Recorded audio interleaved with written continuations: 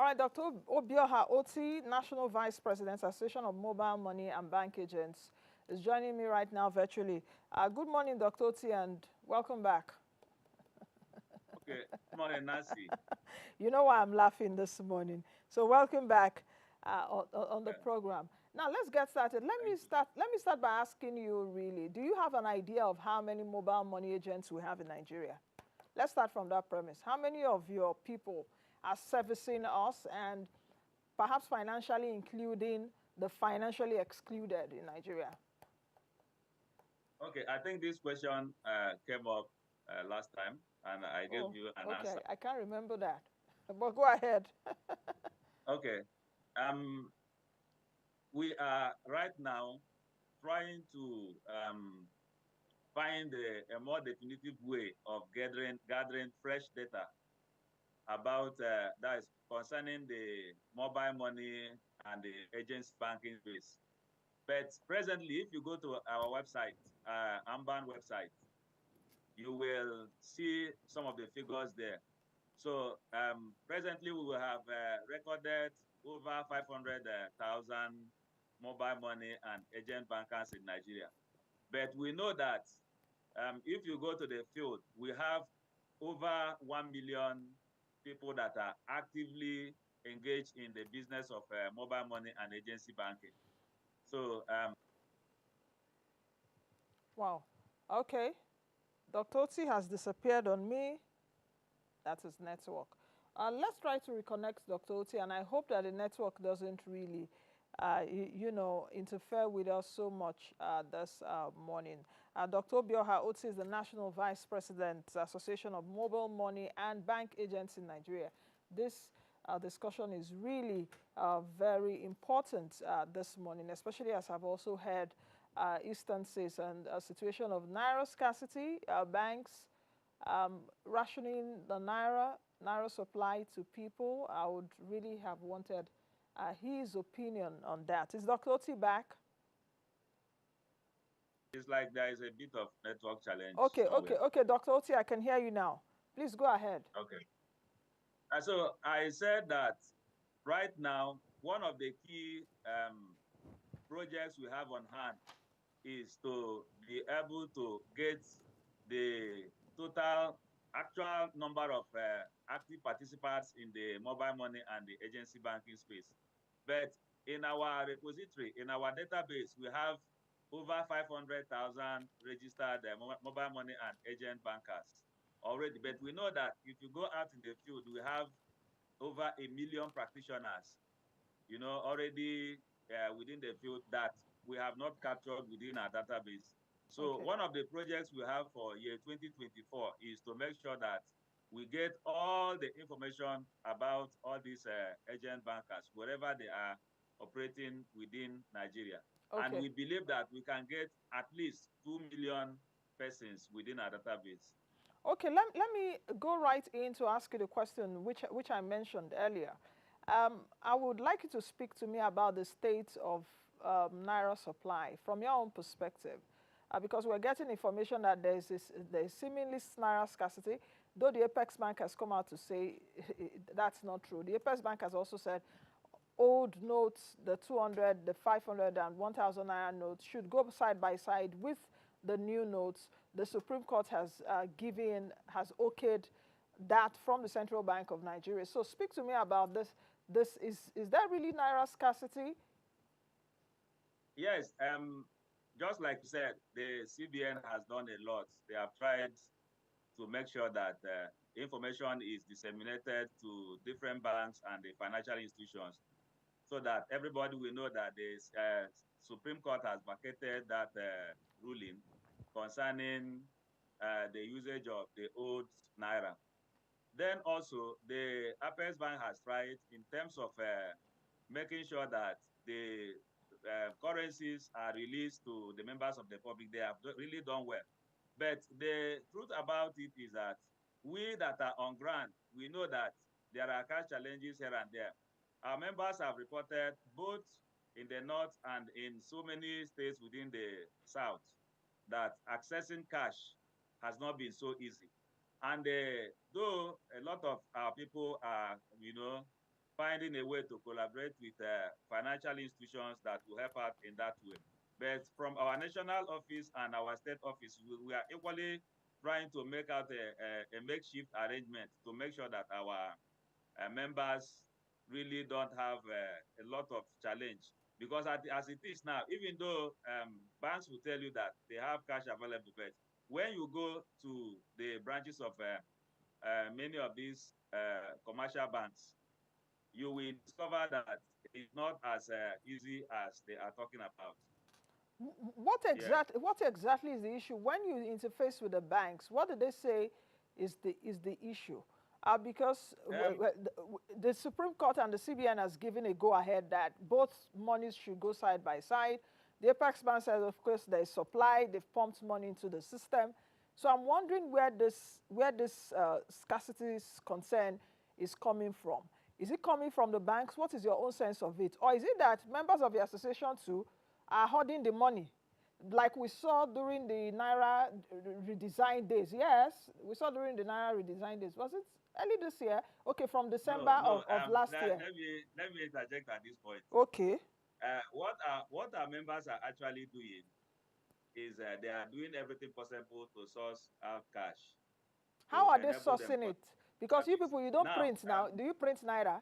You don't print before Naira now, now. no, before no, we don't. Definitely, Yes. we don't. Mm-hmm. Now, before now, there has been certain strategic alignment with retailers like petrol stations, like supermarkets, and all that. So our members do what they can, depending on the limit you can manage the risk to evacuate them. All you just need to do is, provided you have liquidity, you credit them and you collect the cash and go and do your work.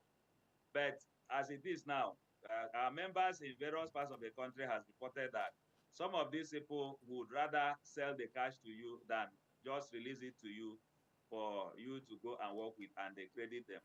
Because the win-win situation here usually is giving them ease of making that deposit to the bank. Because instead of them not to arrange security, to arrange staff that will take the cash to the banks. Our members will just go there, arrange with them, do the necessary posting, and then collect the money. But when you go there now, they will tell you that they don't have cash.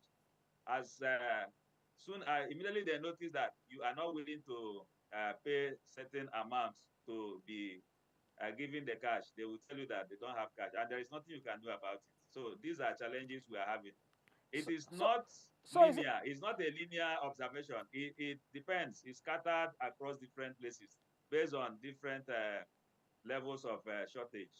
So is it that when your colleagues, so when your members of your association go to retailers, even the traders in the market to get monies, these people, before they hand those monies to you, do they request for a charge? Some of them request that you buy the cash. It's not something that I can easily tell you that this person is doing it, because based on certain things, some of the members that are reporting this thing will not be willing to tell you that this is only the particular retailer that told me that I have to pay so and so for cash. But these are realities that we have observed that are on ground. Then another thing I will have to point out here, because in my personal research to find out what exactly is the situation, I have noticed that a whole lot of people still that don't have accounts with financial institutions, especially those that are engaged in farming and other agricultural activities. So they are selling their produce as we speak now. So when they make sales, they don't go to the bank to make deposits. What they do is they keep the cash with them, and that is another way of holding cash and making it scarce for the members of the public to use. Hmm. What is this thing that is really going on right now about POS failed transactions and how some of the operators of POSs defraud Nigerians?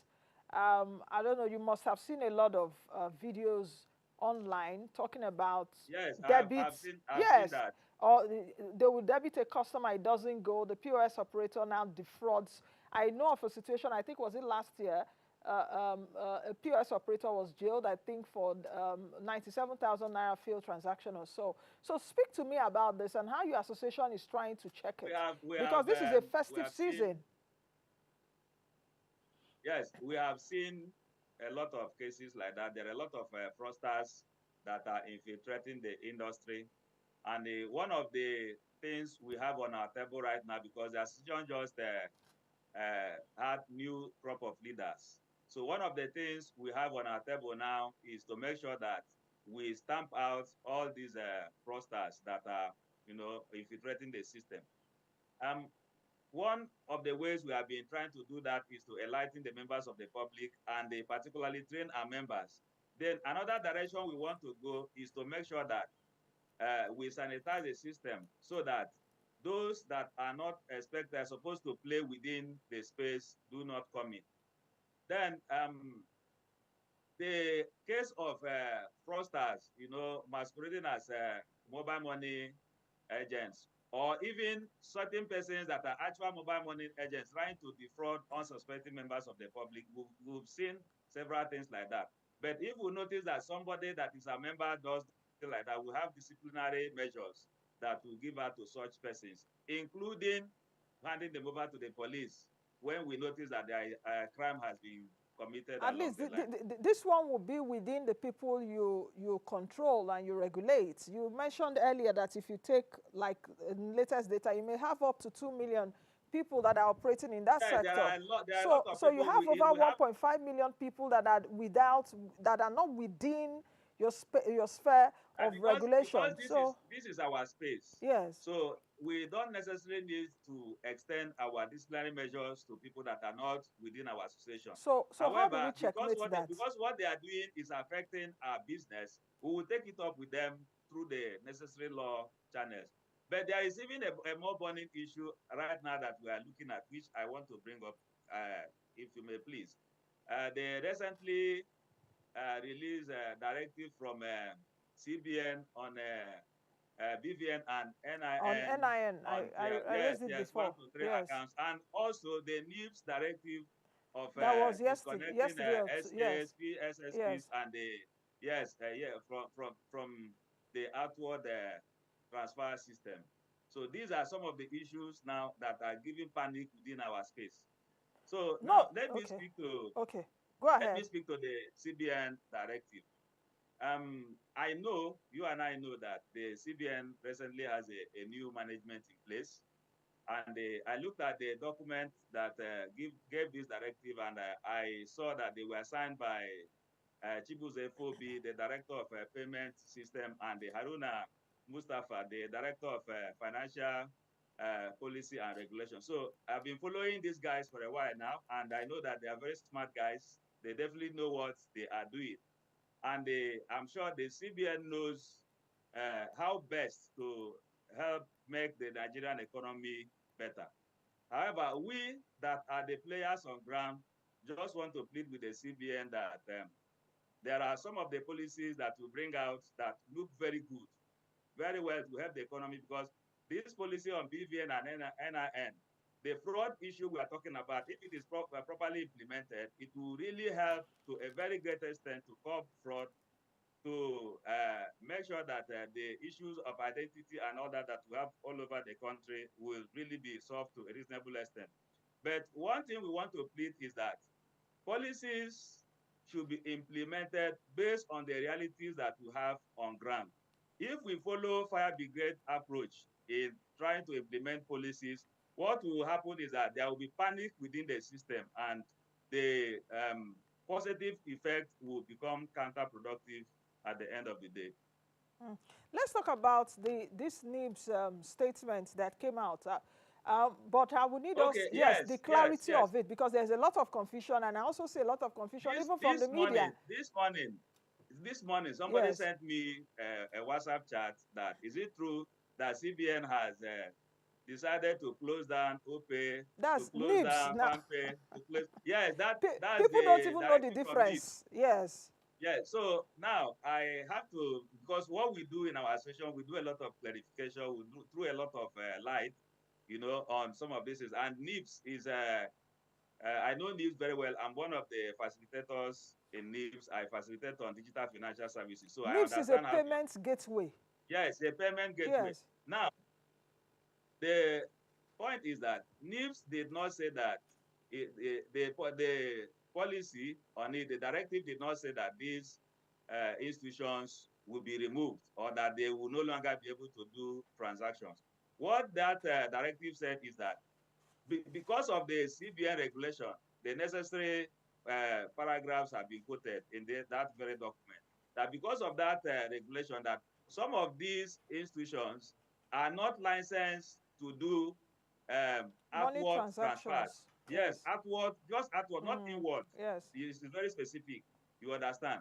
Now, the information out there in the public is that most of these people will be closed down. And if that information is not properly channeled and guided and more light thrown on it, you will now notice that it is going to affect financial inclusion very negatively, because most of these institutions have really helped to deepen financial institutions far beyond what the traditional banks have done in the past. Yeah, but many of these providers do not have banking licenses. And I think that NIBSS was also so clear on that. Some of them, because you cannot take... Yes, go ahead, please. Yes, if you remember the last time I was here, I actually hinted that truly some of the fintech companies are biting more than they can chew. I mentioned that. But some of them have been smart enough. NIBSS did not include microfinance institutions as part of those that will be shut out of the outward transfer system. So most of these people equally have an arm of microfinance. Yes, they have microfinance that they are leveraging on their license to run whatever they are doing. Now, some of these ones that do not have it, there is a way out, there is a caveat for them to follow. Now, if they have noticed that their activities have been affected as a result of this policy, all they need to do is to upgrade or find a way to collaborate and still make sure that they continue to serve their customers the way they are supposed to do it. But all we are just saying is that let the wrong information or the wrong signal not go out to the members of the public, because several of our members and our agents, both the aggregators and the agents that play at the last mile, they all have concerns concerning this thing. You know, it affects them. Information that is not properly channeled out there in the public, before you know it, all the persons that have these accounts we want to close them or move out the funds that are within the accounts and all that. So that would be a big problem. So actually, there is no cause for alarm where there should be no alarm. And no, there should be no cause for alarm. Okay, the one concerning the BVN and NIN deadline, which the CBN said for unfunded wallets and accounts effective immediately, and then for those that are funded, gave a deadline of March 1st. Okay, now the problem with that kind of situation is that if you put out that information to the members of the public, we know that the literacy position of our country is still very low. A lot of people are still uninformed, ignorant, and all that. So we are not ripe enough to manage certain level of information. So I think what the regulator should have done is simple. Now, for accounts that already have BVN and the NIN, BVN sits with NIBSS, NIN sits with NIMSS. So there will be a way of silently, without really trying to put out the information out there, inform these ones to do the proper validation that they will need to do.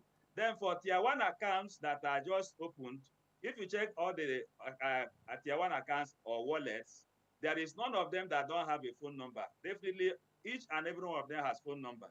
And with the phone number in them, before you register a phone number, definitely you should have your NIN. You know, they use their NIN to register your phone. So these informations are linked somewhere within the database. So what the CBN will do, because I know they know all these things, it's just that the way we manage information. Just get the necessary bodies that handle these things, then silently, maybe within the back end, do what they need to do. Then if there are exceptions, then the persons that own these accounts or wallets then have to be contacted. So that way now you are managing just a small portion of all the parties instead of just giving out the information. Especially now we are having challenges with cash, we're having different challenges even with security. Then you now put the panic so that people will rush to the bank. The banks are already overwhelmed as we speak, and they are not positioned to make sure that these things are properly done. Then there's another angle to it. There's another angle to it. Before now, there are front-end partners that have been enabled to do NIN transactions. If you want to be enrolled, they can easily enroll you. But I'm aware that by August this year, that they have all been disconnected from rendering that service. So if you just want to do NIN, maybe you go to the local government or you go to designated places in the state to do it. So by the time there will be a deluge of customers who wish to enroll or that have one challenge or the other, because part of the validation process that CBN talked about is they have to validate your date of birth, they have to validate certain specific information about you. If those information are not valid within the system, then there is a problem, which means you need to be set back to go and validate them. Okay. So these are challenges. And I have been a banker for over a decade. I've been training banking, I've been training bankers for a while now to know how these things will play out at the long run. Before you know it now, even those people whose information are perfect and complete within the system will be part of those that will queue up to get certain things straightened out. Okay. Okay, I think we will leave it at that now, Dr. Oti. If time had permitted, I wanted to chip in a question around this conditional cash transfer of the federal government and how perhaps you and your members can be part of it in terms of financially including these people, because but yes, there's no time for that. Okay, 30 no seconds. Problem. I'm all yours anytime you want. No problem. I think we'll take it on another day. But I hope the federal government will hear this so that they will at least remember that mobile money agents are all over the country. We are in different parts of the country. So everything that they want to do, that you remember that we are always there to serve. Exactly. I thought about it too, especially in the days of the former Minister of Humanitarian Affairs, where she was sharing money by hand, sharing money by cash. And she couldn't tell me on an interview when I asked her how much she had shared, and I was hearing different amounts of monies in my ear. They didn't know that I was hearing them. Anyway, but I hope that with Dr. Better Edu, that things will change in that ministry. Thank you very much, Dr. Obioha Oti, National Vice President, Association of Mobile Money and Bank Agents, for at least giving us clarity on this NIBSS statement and issues around fraud, POS operators with fraud. So thank you very much and have a wonderful day. Okay, thank you, Nancy, for having me. Bye-bye. Bye.